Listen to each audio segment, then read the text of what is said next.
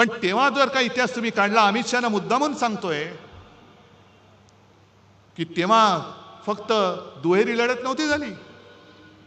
शिवसेनेचे रमेश प्रभू विजयी झाले, प्रभाकर कुंटे पडले, पण शिवसेनेच्या हिंदुत्वाला अपशकुन करायला भाजप आणि जनता पक्षाच्या प्राणलाल वोरांना सपोर्ट दिला होता.